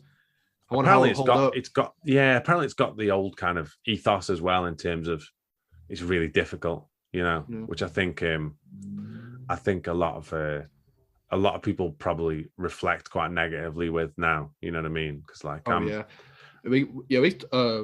we get up, we'll go on because I want to ask about your job and other stuff too for like a few minutes. But before that, I got another 5-10 minutes. I'll talk about the modern mythos of games and stuff like that. What do you think about the modern because like the hottest topic for video games now is always Dark Souls. Like that's the only thing you ever hear about. And I think I heard you talk about it one-off on an episode one time that you kind of brush Dark Souls to the side a little bit. I've done like so I've done Demon Souls and I've done Dark Souls 2 and Dark Souls 3. Like I don't know. The thing with those games is right. I don't think they're that hard, to be honest. I just think they're you've just got to be prepared to die, you know. Yeah, and I don't think a lot of people. That's what we say on our podcast. We've beat every. I've beat every Souls game except for Sekiro. And Sekiro is just out of my wheelhouse. I just can't do it. But everything else, we've beat all the other games. So we kind of have that a little bit of understanding. Along those lines, is there any game that has pissed you off so much that you've beat it out of spite? Because out of pure spite. That's a very good question. That's my short list for that is Bloodborne. I was so furious with Bloodborne throughout that I was like, we got the platinum trophy for Bloodborne. I was like, I'm doing everything in this game. I'm going to do it all. Whether this game the game wants me to or not, I'm doing everything. That's probably the only game I've ever completed. We platinumed it out of sheer spite. I respect that, you know. I really do. We were so furious, like, because it was one of those gamer rage. Is his fiance at the time was at our neighbor's house. So we live in an apartment complex, and she called him. He's like, "What are you guys playing over there? We can hear you yelling through the walls." Because we were screaming a lot of 4-letter words like, "This thing's cheating. F you, F this." Yeah. It's easily done, isn't it? I remember when I did Haunted Castle, which is obviously like the arcade version of Castlevania, that's one of the craziest games you'll ever see in terms of ROM differences. Because we talk a lot about like, I'll do the Japanese ROM, or I'll do the world ROM, or the USA ROM, or whatever. So there's 5 different ROMs on Haunted Castle, right? So there's 2 for Japan, 2 for America, and 1 for Europe, right? The 2 Japanese ones and the European one are basically the same, right? There's 2 for America, right? There's one called P, I think it's called, and one called M, right, for mother, right?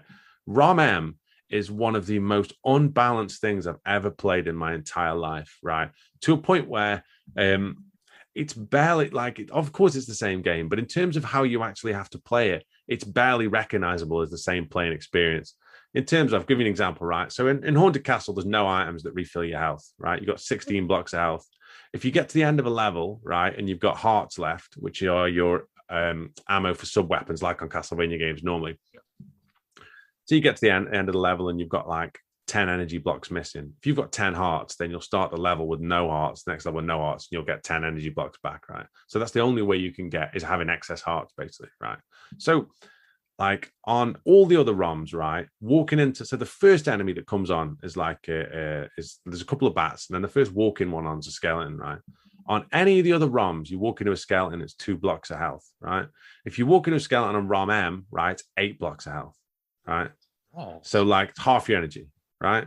Really? Like, so you can die on the first screen, completely die, and it's 1 life, 1 credit, right? Yeah. It's so difficult. You have to completely change the way.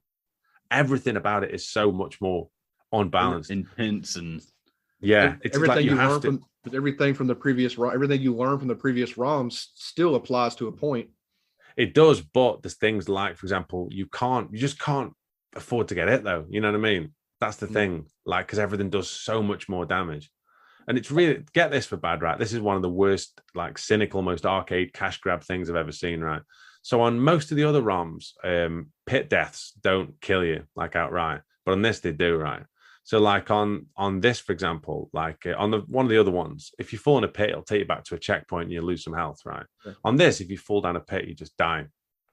So on ROM M, what you can do is you can put 3 credits in, and then if you press start 3 times, you get like a triple health bar, basically. So you've got 16 blocks of health, but then if you press start again, next to your health, it'll say 32, and then it'll say 48. Do you know what I mean? So you can have 3 lots of health. So you can't continue, but you've got 3 times the energy bar, right? Yeah. On ROM M, a pit death kills you outright, irrespective of how much health you've got. So you could put 3 credits in, fall down a pit, and then you're done. It's so cynical, honestly. It's incredible. I bet a couple machines got broke with people just I can only imagine. I can only imagine. It's Konami, that is. But yeah, if you go on Yeah, if you go on the One Critic Classics channel, if you put Haunted Castle Rom M, I did a no death clear on that.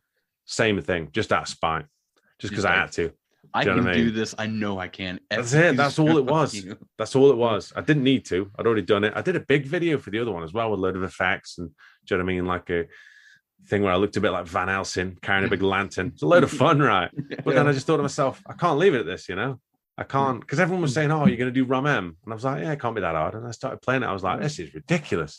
It's like I've got to learn the whole thing again. Anything else?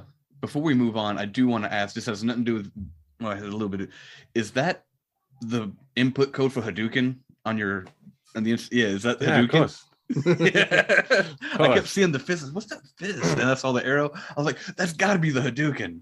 Yeah, for sure. I had that. I had a couple tattoos there, and then I had that, and then I had I've got like a Zelda heart on my chest, and then I had a Ryu quarter sleeve, like and then I was like, I want to get the whole thing done, so I ended up getting it like a full. I ended up getting like a full sleeve. Oh, with that's like awesome. That's Super gorgeous. Nintendo controller, yeah, Super Nintendo controller with a star on my elbow, and like Yoshi and God, that looks Mario. Expensive as hell. How long were you in the chair for that? Like it took ages because I was away working and back and forth, but I don't know. He's got an arm thing with like 7 hours in the chair. Yeah, he's like, I think it was like 5.5. If you're familiar with the band Coheed and Cambria. Oh yeah, I love them. Yeah. Okay, so you're familiar with their album Afterman? Is that one of the recent ones? It's it's a couple of years ago now. Yeah, I can't. Probably like classic Coheed. Well, yeah. Here, let me see. Let me show it off real quick. Hold on, hold this. Hard to show it off and then try to explain it. Who cares? But it's I'm not trying to give you a show, but you have to take the whole thing up.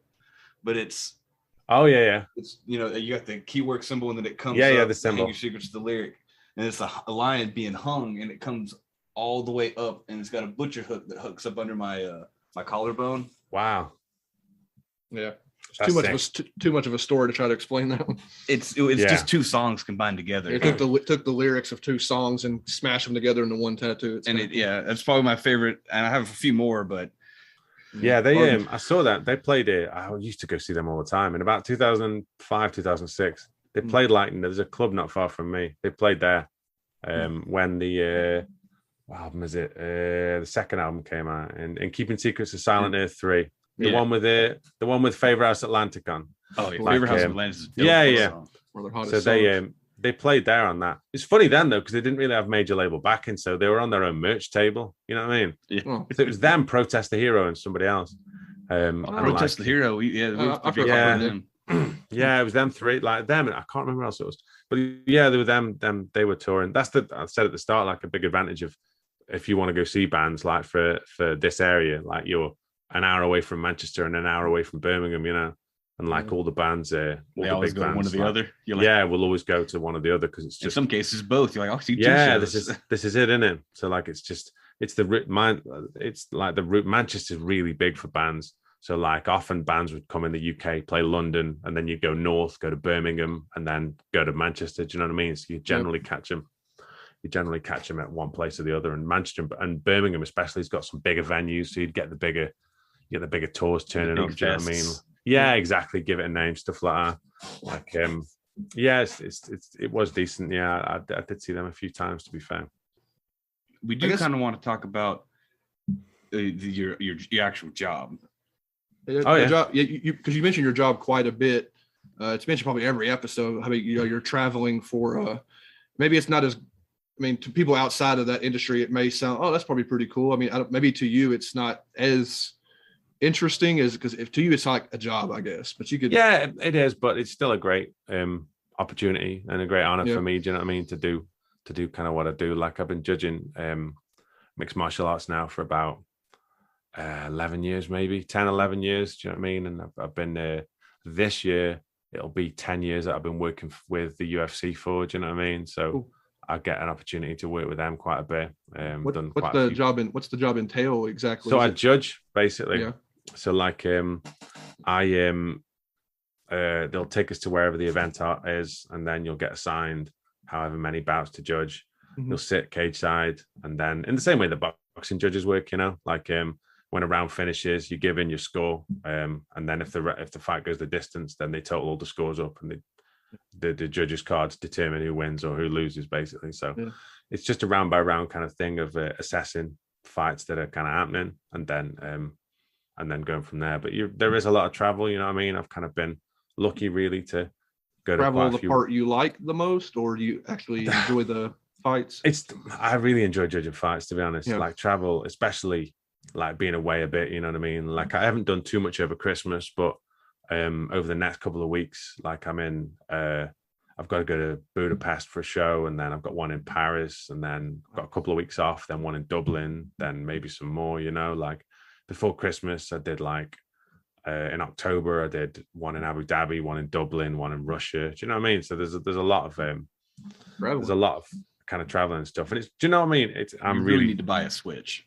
Yeah, I probably do. Yeah, I'm really fortunate. I'm really fortunate in terms of like the opportunities that I kind of get through it, but it's through hard work, you know. Like I've put a lot of time into it, and I've been really lucky enough to be present and be a part of some really big fights, you know, like which is quite cool. So what is it like? You have to know, like, honestly, I don't know about how you judge a fight. Is it like knowing about like how do you ask it?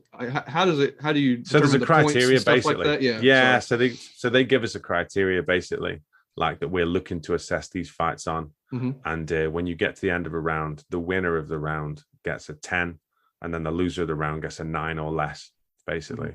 So like if you have two guys fighting, red corner, blue corner, let's say you think red corner wins, you go 10-9, red corner, give your card in, and then it kind of goes to the end. So basically mixed martial arts bouts are all 3-round fights, 3 5-minute rounds, or if it's a title fight or a main event, they're 5 rounds. So literally you just kind of score each one as you go along, and then it just kind of happens like that. So you're given a criteria to prioritize stuff. So you're looking out for certain stuff, you know what I mean? Like grapple or exactly. If it's a particular style, like this guy's using the style more than that guy or something. Effective stuff is what you're looking for. So effective striking and grappling, you know what I mean, is the priority. So you're looking for who's being the most effective and the most impactful, basically. As opposed to like just wild swings. Yeah, with what? Throwing haymakers left and right. Yeah, it's more to do with the results of kind of what you do, really. Like who's it's basically who's having the most impact on nearly ending the fight, or who's doing the most damage, basically, and you have to just kind of work it out as kind of you go along. But yeah, like I say, I started doing it regionally through training Brazilian Jiu-Jitsu, really, and going to MMA events in the UK, and then it just became a bigger thing. Then, you know, I got a lot of good opportunities, and like I've been quite massive, quite fortunate. Yeah, it's huge. Yeah, like I've done some kind of, and it's not my full-time job. I kind of do it at weekends. Like I work as a teacher. I work with people who are long-term unemployed, and I help them try and get back into work. Like cool. I've been a qualified teacher for God, I'm old now, like 15-16 years. Like I ain't the only one, brother. Yeah, I used to teach English and maths in prisons a long time ago, and then I got into teaching adults. Do you know what I mean? So I teach adults now who are long-term unemployed, and we try and help them. Do you know what I mean? Get some computer skills, get some employability skills, do some work with them, and help them get back into work. You know, like, and that also mean you work with like maybe like homeless folks or geriatric. Yeah, we have a lot of different people. You know what I mean? The primary thing that links them all together is the fact that they all need help. You know, so like we get referred to help people, and we're kind of there for that. But like it's funny because I'm always like having the odd Friday off. Do you know what I mean? Do you know what I mean? The nip to Melbourne, like. I know that's great. Like you do your day, the difference of your day job to your other job is just like is a staggering difference. Yeah, somehow putting in 200 hours of ghosts and goblins. Or that's it. Yeah, metro practice in the middle. This is it's being clever with your time, is what it is. You know, but like, but yeah, I never learned that in school. They should teach it because it's really probably the most important skill, right? Yeah, exactly. It's a very important skill. I guess. Well, we about to let you go. We can't let you go without on the podcast. You can't see it, but we of course see you. You gotta tell us about a little bit of a black eye there, shiner. Right. Yeah. Do you know what? Right, I've got no memory of how it happened. That sounds terrible, like I was concussed or something. But obviously, I train a kind of Brazilian Jiu-Jitsu, which is a grappling-based martial art. and you just get knocks all the time, you know, like you're like body parts kind of collide completely by accident. There's no striking in it, so you're not allowed to hit people.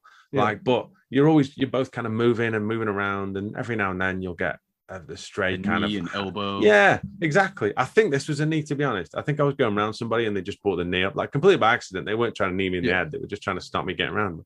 Like, I didn't stop somebody from getting around. No, well, it did work, to be honest, but I didn't even notice it really. Like, it's just, you're just that used to, not like I'm dead hard or anything. You're just used to constantly being knocked. You know what I mean? I get kneed in the face every day. Well, you don't want to, the thing is, right, you don't want to be that guy. You don't want to stop and be like, wow. Like, you just, do you know what I mean? Unless you've seriously hurt me, just carry on. Do you know what I mean? We're all right. Like, unless if you've, I'll let you know. A busted blood vessel in your eye was pulsating or exactly, something. Yeah, if you've nearly knocked me out, I'll let you know. Do you know what I mean? If I've blown my knee out or something, I will tell you about that. But yeah, if you've just taken a knock like that, you have to kind of get on with it a little bit.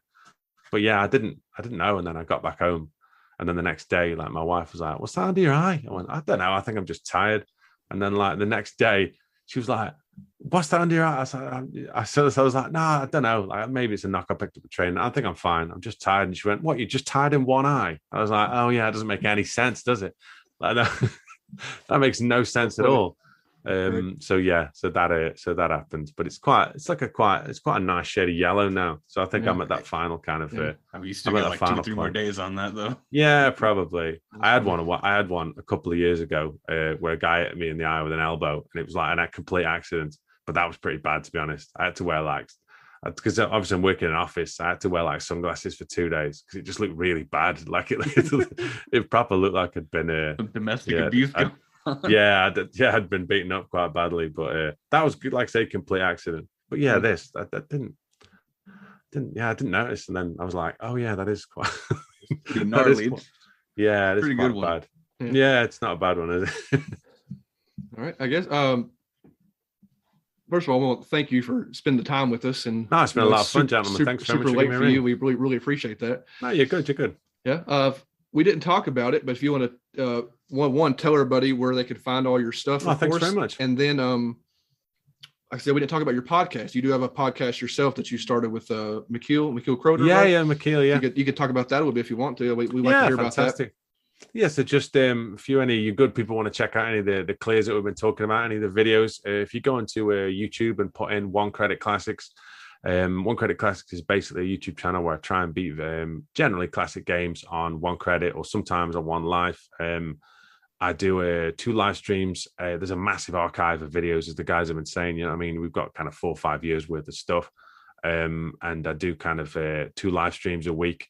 They're generally on Mondays and Thursdays at 6 p.m. GMT. And we generally stream for about 2 hours. People on Patreon pick the games on the Monday one, and then on the Thursday one, we just play a lot of random stuff. That's just a good laugh, you know.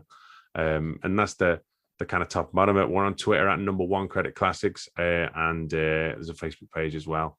And yeah, it's just a lot of fun, you know. Like we kind of talk about I'll always post stuff up on the Twitter, and obviously I said before as well. There's a Patreon as well with various levels of membership for which you get kind of stuff sent out in the post. You get kind of merchandise. You get kind of but access to exclusive content, access to the Discord, and all kinds of good stuff, really. And in terms of the podcast, like you were saying, it's called the podcast to do with Michiel from Cane and Rinse. It's called Video Wizards, and it's a podcast where it's usually every month, but obviously we've had a lot going on, but every month we talk about a corresponding year in the last between the year 1980 and 2000. So if we're in January, we'll do January 1986. Do you know what I mean, or whatever year it'll be, and we'll talk about arcades from the time, but we'll also talk about world events, music, cinema. You know what I mean, just what was going on at the time. So it's kind of like,